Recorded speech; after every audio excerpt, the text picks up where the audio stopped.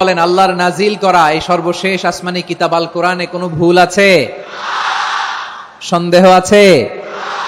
সংশয় আছে? Beyondless, boundless, bottomless, এমন কিতাব যেটা পড়ে গবেষণা করে এর তথ্য, উপাত্ত, ইনফরমেশন, লেসন নিয়ে শেষ করা যায় না। সুবহানাল্লাহ।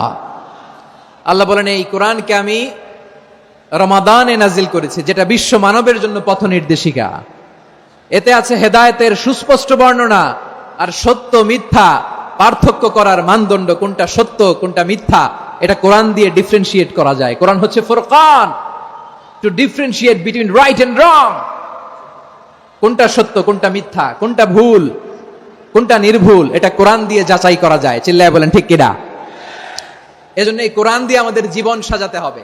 কোরআন দিয়ে জীবন না সাজালে জীবন আলোকিত হয় না। কোরআন দিয়ে পরিবার না সাজালে পরিবার আলোকিত হয় না।